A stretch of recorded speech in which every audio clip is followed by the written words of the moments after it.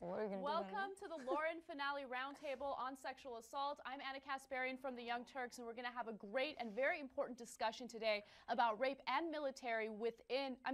sexual assault within the military. And we're going to do so in a very unique way by talking about this excellent series on Wigs called Lauren, which follows the story of a woman who is brutally raped within the military while she's in Afghanistan. Now, sexual assault and rape continues to haunt the military. Just to give you guys some statistics that are mind-blowing, in 2012 alone, there were 26,300 sexual assaults within our military, and that's according to the Department of Defense Sexual Assault Prevention and Response Office. Now, here to talk to us about Lauren and also about sexual assault within the military, we have two very talented people here. Troian Bellisario plays the lead character on Lauren, and also John Avnet is the director of Lauren Season 2 and also the co-founder of Wigs. Now, to give you guys a very quick synopsis, Lauren is a amazing, courageous woman who is in the military, and when she least expects it, she is brutally raped by three of her, peers in Afghanistan. It's a very difficult story to watch, but it's also an important one to really cover, and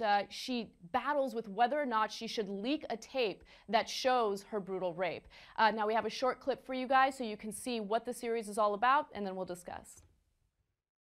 I cannot put my men and women at risk alongside someone who cannot put their unit first.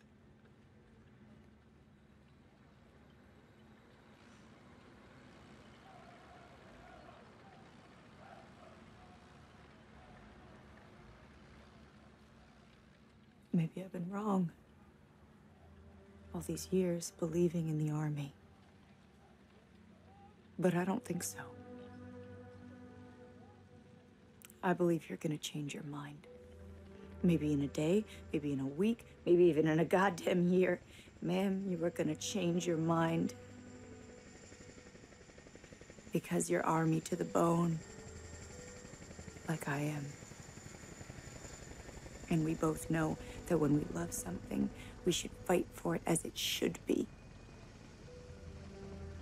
Not just the way it is. Now, even though this particular series is fiction, it's based on something that is very real and very important, something that we do need to discuss. And we actually want to have you guys participate in this discussion. You could do so by using the hashtag #IDidRight on Twitter, and we'll answer some of your questions and read some of your comments. Now, let's have a discussion about Lauren, two incredible seasons. And John, I want to start off with you because both seasons were very different. I mean, you see the continuation of the storyline, but the end of the first season, we hear this phrase that makes people kind of jump in their seat. And it's, embrace the suck, which is what Major Stone tells Lauren when she explains to her what happened during that brutal rape. But then in the second season, we see a little glimmer of hope for Lauren. Now, why did you make that decision? Well, first of all, the piece was written by Jay Roden. I wrote on 2 episodes, so it was Jay's writing, and I worked with Jay on it, and it was his vision. I think the first season was sort of like, this is the way it is. And I think the second season was Lauren exploring the possibilities as she's experiencing what I refer to as the second rape. Because after this horrible attack, she has to go through all the things that almost every woman and man in reporting has to live with. And so it's a very difficult, and it's a very dramatic kind of situation. And that was what we were interested in. And it also sort of in a certain way times out with where I think the military is, because at this point in time, the President of the United States has said this has to be dealt with. When we finished Lauren 1, the Secretary of Defense, Leon Panetta, was saying we're going to deal with it. Well, that was a year ago, all right? This is a very thorny issue, but it has now reached, I believe, a critical mass where appropriate institutions and structures are going to be put in where there's some form of civilian review. It just can't continue like this. So we end the second season, as you know, with the words, "Justice will be done." Now, there's no question in my mind that the intention of General Prince is that justice will be done. The question is, will it? Right? And if there is a season 3, and there may be, we will explore that, and I think we'll probably stay pretty much up to speed on what the events are, in the legislative world. So that's the facts. The emotional part of this is Troian's journey as the character of Lauren, And, you know, I have to say how much I admire what Troian has done and was willing to do as an actress and as a woman, you know, to portray this and to put herself through all these very, very emotional situations. Now, let me just say, I mean, I certainly hope that you do have a season 3. As someone who watched the series, I could say that it was probably one of the best series on such an important topic, because for the longest time, people didn't talk about rape in the military. I mean, men get raped in the military, you never hear about that. Women get sexually assaulted, they report it, and they experience the exact same thing that Troian's character experienced. I mean, Lauren was basically brushed under the rug in a lot of ways. And, you know, I actually want to ask you, Troian, how you emotionally prepared yourself for this. And of course, this is a question that was also asked to you by Carabella06 on Twitter. What did you do to prepare emotionally? I think it was a lot of reading. I watched a lot of documentaries. There are amazing documentaries on not only sexual assault in the military, but a female experience in serving in Afghanistan and Iraq, such as Lioness or The Invisible War. There's an incredible book called The Lonely Soldier, which is just brilliant testimonies of women who've been serving and what their experience is. So it was a lot of just reading and trying to absorb the different experiences that you can have as a woman in the military. And then it was simply just kind of reacting to the world that John and Jay and the other incredible cast members created. You know, reacting to Jennifer as Joe Stone, you kind of understand who Lauren is by what she has to come up against. And, you know, when Bradley Whitford comes in as Milgram, you know, is he with her or is he against her? It's this kind of whole world that she has to navigate, and that was kind of the same thing that I was experiencing as an actress. It was, who can I put my trust and faith in this world? I think the strongest part of the series is the complexity of the characters, because, you know, they seem pretty simple in season 1, but in season 2, you get a better sense of Major Stone and what she went through in the past. And, you know, what do you think the audience takes away from all the different perspectives that you see in the show? Not only from Lauren, but also Major Stone, from the psychiatrist, Sergeant Milgram, and it's just, you know, so many incredible perspectives. What do you think the audience takes away from it?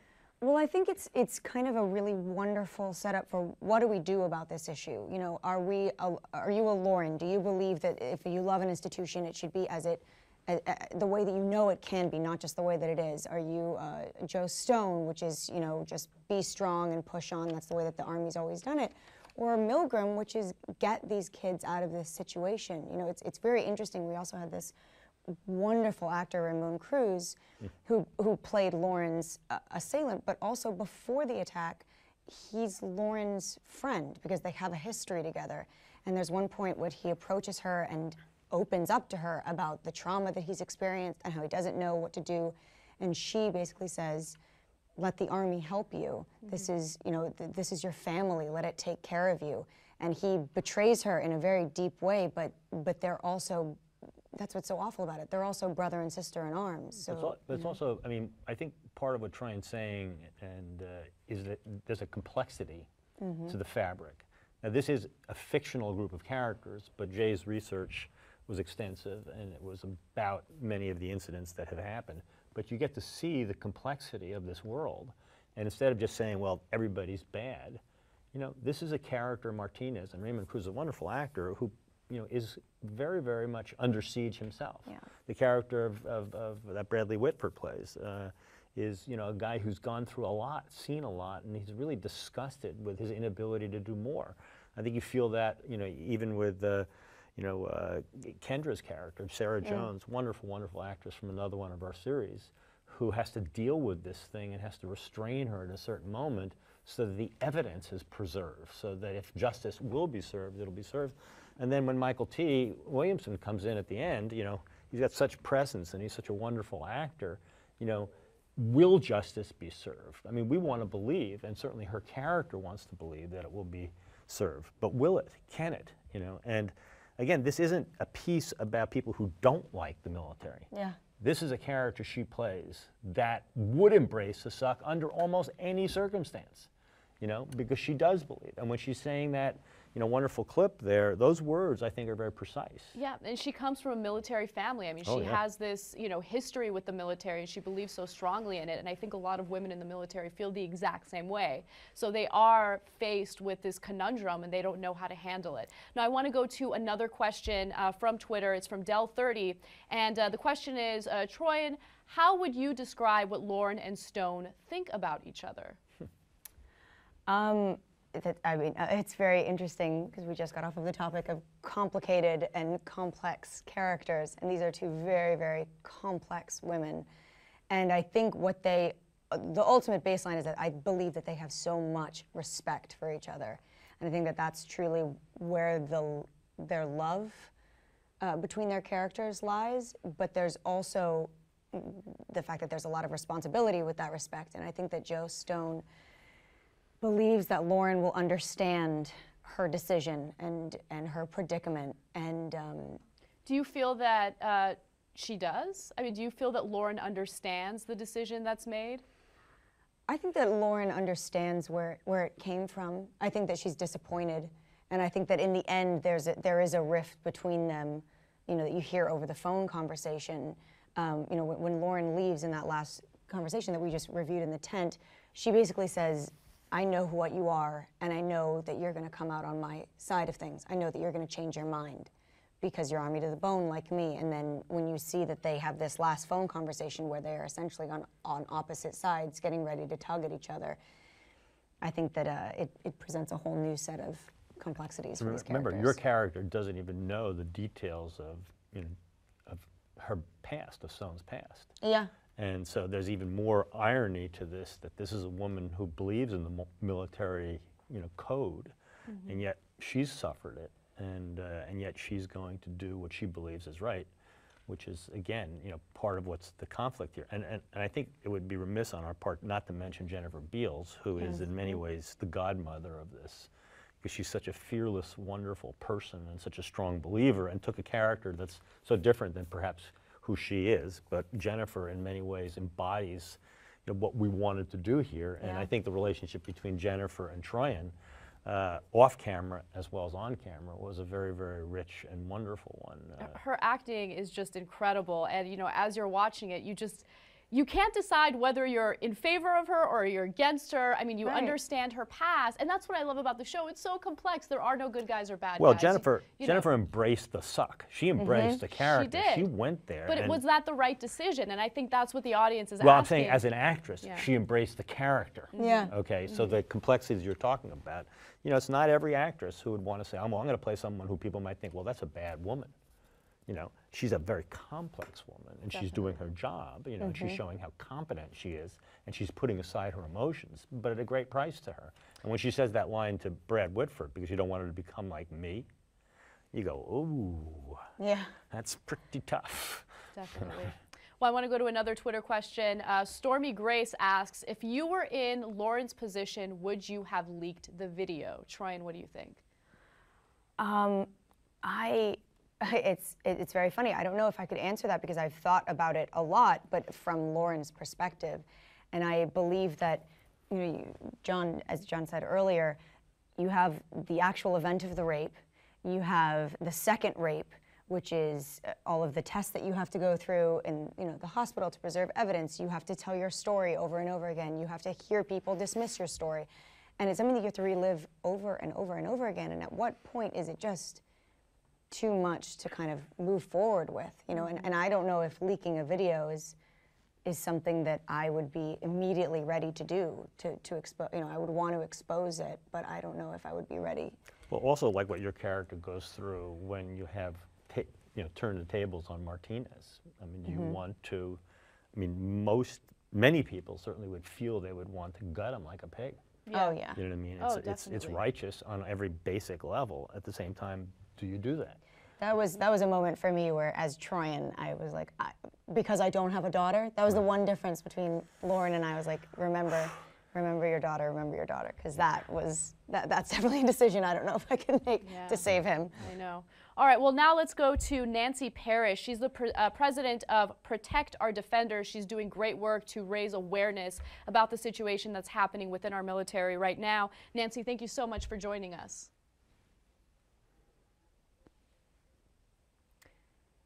Nancy, can you hear us? I can't hear you. All right, we're having some tech difficulty. Let me know when you can hear us. Sound does not seem to be working. Oh no. All right, so Can you hear me? I can hear you, Nancy. Let us know when you can hear us. I can hear you now. All right. You know, I actually want to start off by asking you a little more about your nonprofit organization. What are you guys doing specifically to raise awareness about this issue?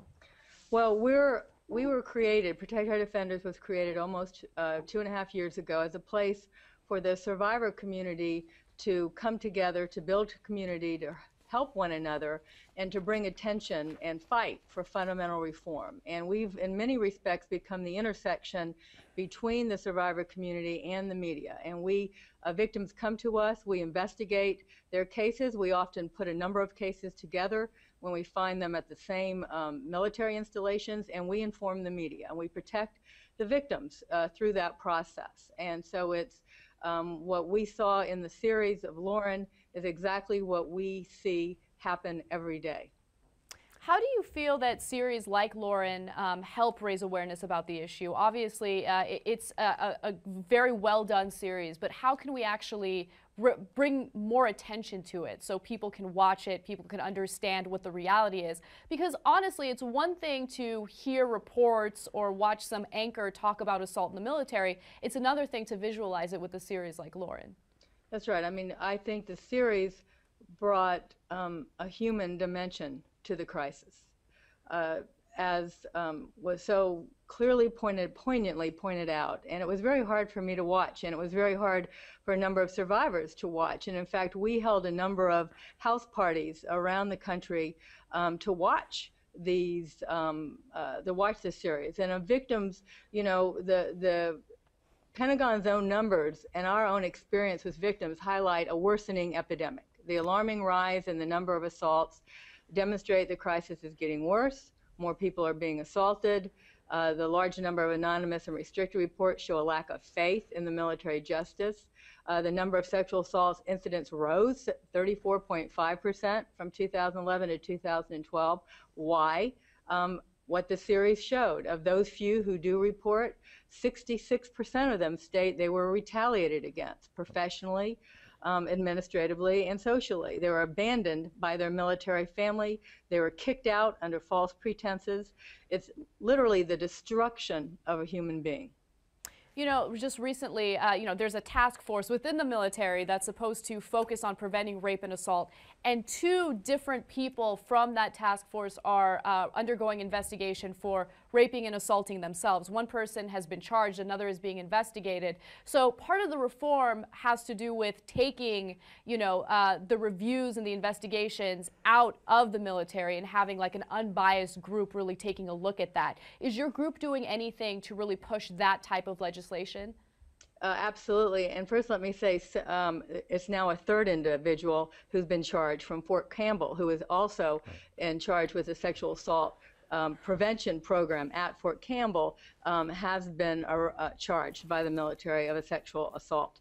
So but it comes at no surprise, because the patience and deference our elected leaders have shown the military to solve this crisis has come at really great sacrifice to our service men and women. And it's time for the President and Congress and military leadership to not only incentivize those who are doing the right thing, but to hold those accountable who are countenancing sexual assault by protecting these offenders. And as you saw with Lieutenant General Franklin, who overturned the sexual assault conviction of Lieutenant Colonel Wilkerson at the Aviano Air Force Base, the victim, Kim, came to us.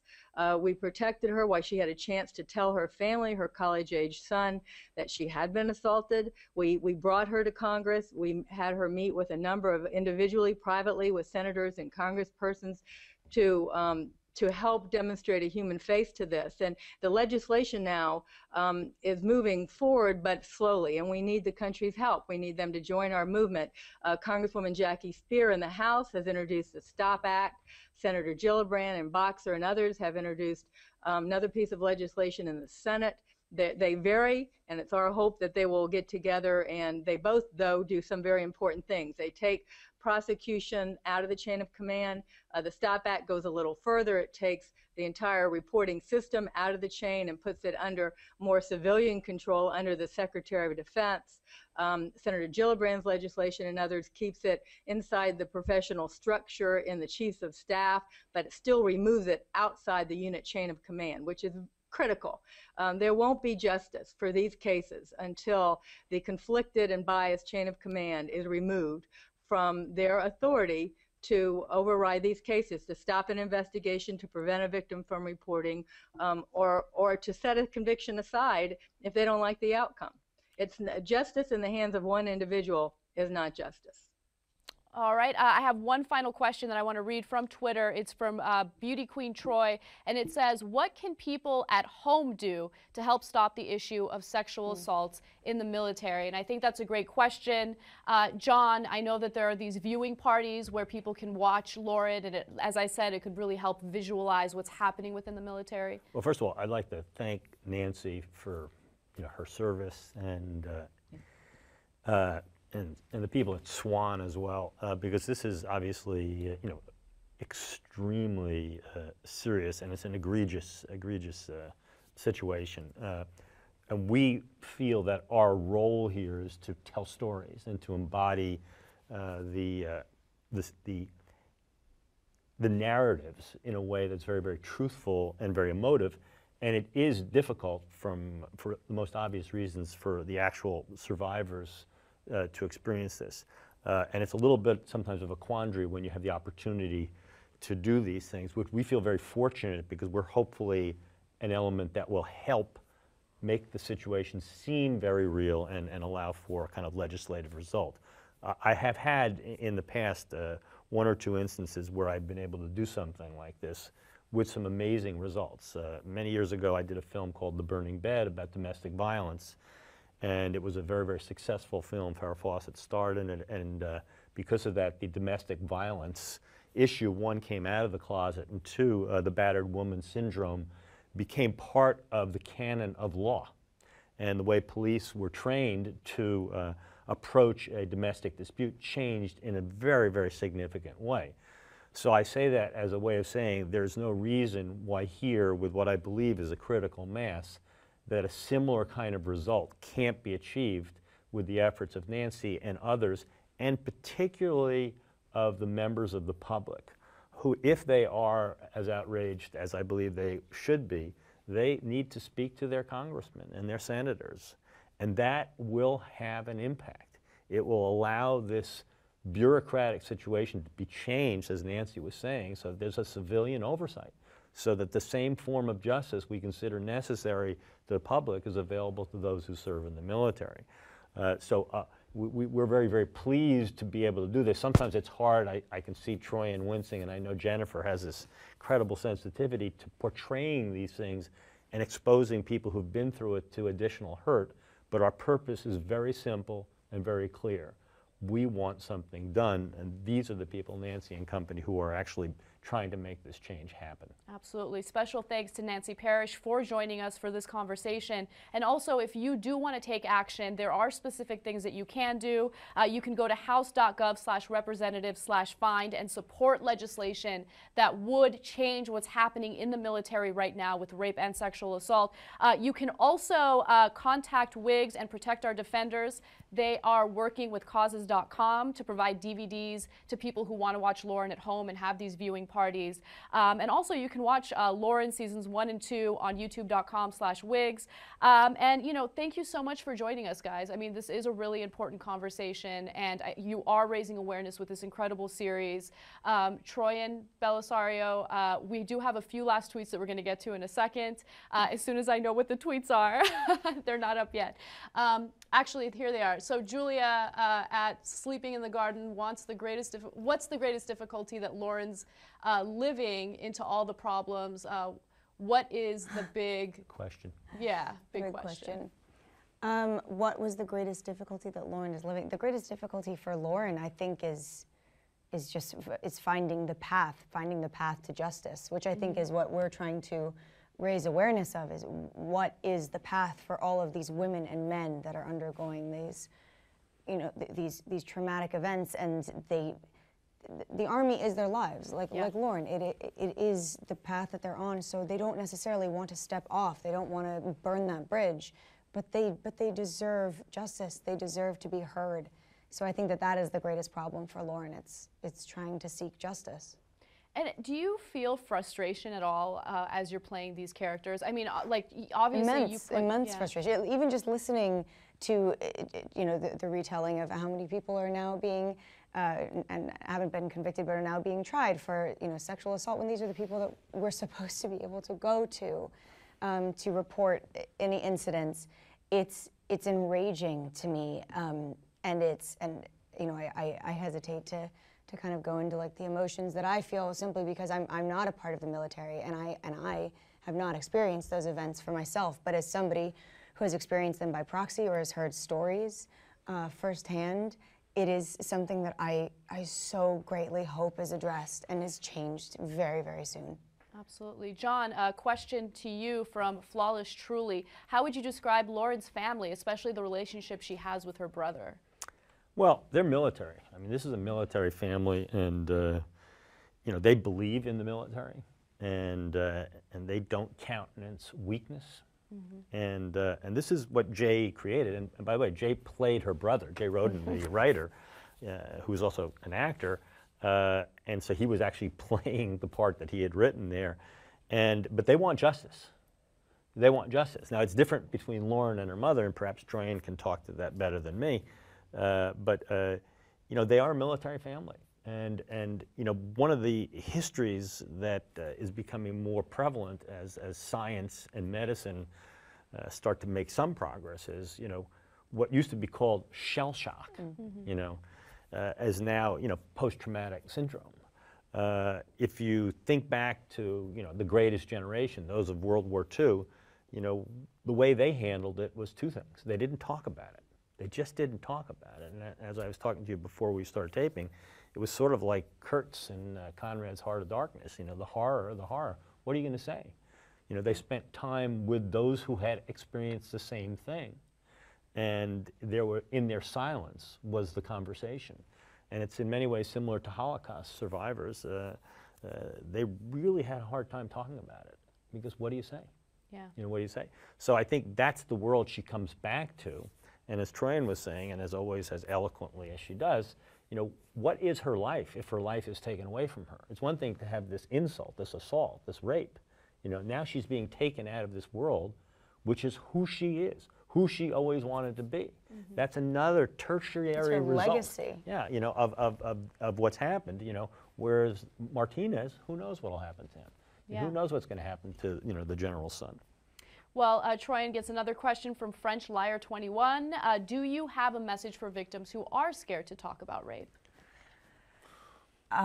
This question is always very difficult to answer, simply because I don't know what your experience was, if you've experienced sexual assault, to what degree, or what you feel you're ready to do in any given moment. But it is massively important for you to come forward and speak out and seek repercussions for those who've wronged you, because sitting in silence, although I know sometimes it might be maybe I wouldn't even say easier thing, but the less painful thing, and I don't even know if that's true. It's something that isn't moving the conversation forward. The conversation has to be had, and so I would just encourage everybody to speak to whomever they can, and speak out and speak loud. And I pray that you are listened to with a full heart. Definitely.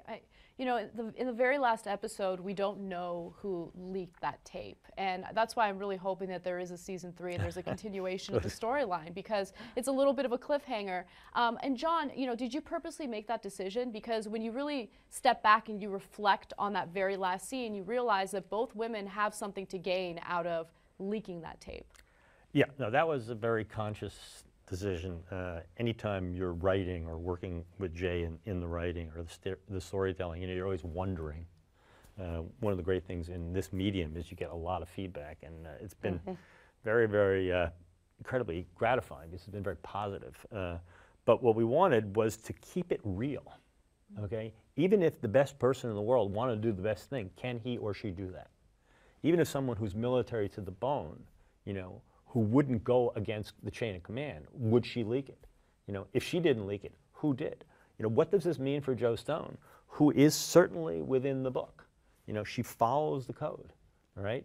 But does it create an opportunity for her? What does it mean for Milgram, who sat and watched these kids, with just incredible suffering, who is someone who obviously has a heart, but he's also got a job there. And if he doesn't do it, who will do it? So what we wanted is, as you said, is a very thick porridge, where you answer one question and you create a myriad of other questions. And hopefully we'll get a chance to explore them. And I'm sure they'll be provocative again, because this is a very real situation. And unfortunately, it's real. And fortunately, we get to have the honor of carrying the message in a certain way, and also the responsibility to do it, hopefully as eloquently as we can. Avery Troian says, do you want Lauren to go back to the military? Which I think is an excellent question. Troian, what do you think? I think that's a wonderful question. I would say I wouldn't want her to go back until a very certain set of circumstances were explored. I would want her to be heard. I would want there to be a trial, and I would want there to be a sort of, I would want Martinez and the other assailants to answer to what they did. Until then, I don't know if I don't agree with Milgram. Why, is this place the safest place for her if she's going to continue to undergo assaults? I mean, that's what's truly horrific about these women and these men who don't get their stories heard or don't get justice served, is that they go right back into serving next to their assailants. And if you think that events aren't going to be repeated or they're not going to be, harassed again, I frankly think that you have rose-colored glasses on. It's going to be an ongoing problem, because if you do something and get away with it once, what's to stop you from doing it again? I know. And, the incredible thing is, as you watch that series, you realize that it's not just about rape and sexual assault. There are so many different issues at play. You have the problem of mental health among our soldiers. You have the problem of military vets, leaving the military and trying to adjust to civilian life. I mean, there are so many cases of post-traumatic stress disorder, and of course you touch on that a little bit with Martinez. And the system that they have to go through to seek help once they're outside. I mean, the system that we've set up for Army vets is truly complicated, and it's not working at the moment. It's completely backed up. And the diagnosis that she's given, it's fairly broad. Yeah, definitely. And it's not that it means nothing, but is it being applied punitively, or is it being applied clinically, or is it being applied protectively? I mean, these are the nuances, of the storytelling that you do want to find out the answer. And from my position as the filmmaker, I do believe Lauren is military to the bone. I believe she, leaving that is like leaving a part of herself there, and that certainly she would want that. But as Troian says, there are probably some conditions there. I don't think she would want to walk back into the same situation any more than any of the people who are actual victims of this. And when you watch The Invisible War and you see how strongly they love the military, what their commitment was, they're serving for us. We are the recipients of their work. We are the recipients of their bravery. We are the recipients of their sacrifice. You know what I mean? And that's what brought them there. You know what I mean? And these events are happening within the walls of their bases. This is not being shot at by an enemy. These are their brothers and sisters. It's happening in American training grounds. Well, I mean, and by the way, Tailhook, I mean, Jane Harmon was working on this as a representative. Look at how many things up in Colorado, I think it was the early 2000s. This has been going on, and it's been visible. It's not been invisible. And nothing of consequence has really happened. And when you get the numbers, I would be very dubious as to how accurate they are in terms of being the number of women or men who do not tell, who live with it, and who often internalize it and live with shame as if they had something to do with it. There's a huge disparity between the number of sexual assaults and rapes that are reported versus those that go unreported, and that's a huge problem. And, there has been this huge question about whether or not women should fight on the front lines, even if they have the physical ability to do so. And I feel like this constant criticism of women not being strong enough in the military plays into why so many women don't want to come forward with the sexual assault and the rape. But of course, that's just my speculation. There's no study on that. No, one of the most incredible moments of filming this series was the day that we shot the hospital scene. It was a very, very trying day. John was wonderful with me, but it was a long day from morning till night. We shot that scene, often running the full thing, you know, through every take. And I finally, he said that we got everything, and I kind of went to my car, and I was exhausted, and I turned on the radio, and that was the day we were reporting it on NPR that the combat exclusion policy had been lifted. Yeah. And it was, I know from speaking with so many women in Swan, that is a huge victory for equalization, for respect, to be seen by your fellow male soldier as just as valuable as another male soldier. And I think that it's those kind of changes, hopefully, that will begin a domino effect in changing the way women are viewed in the military, that they're not weak, or they're not, you know, kind of things that we need to allow in to service the modern times. These are brave and fierce soldiers. Absolutely. One last Twitter question, and it's from Benzo Infinity, and it's to Troian. Has Lauren changed you personally? If yes, how? Absolutely. I mean, it's opened up a whole world in front of my eyes. My father was in the military, but he stopped serving long before I was born, so it was always kind of something that I saw pictures of and heard stories of, and until Lauren came into my life and I was kind of dropped into this whole world where I began to learn about ranks of officers and how to salute properly, and the stories that a lot of them are kids tell, you know, that they have to go through to serve, like as John was saying, to serve us. We are reaping the benefits of their bravery and their sacrifice, and for me, it opened up a whole new world of responsibility that I wanted to take on to help them, to get justice served, to support them, to show love to them, and to show that they're not alone, and that you don't have to be in the military to care and want to see this changed. Troian Bellisario, thank you so much for this discussion and your incredible performance in Lauren. It truly was inspiring. And John Avnet, I mean, incredible work. Thank you so much. You guys can definitely check this out on youtube.com/wigs. Just search for Lauren. And while you're at it, might as well watch all the other series because they're just as good. And I am Anna Kasparian. You guys can check me out on The Young Turks at youtube.com/theyoungturks. Thank you for participating in this discussion. It was an important one to have, and we couldn't do it without you. Have a great day.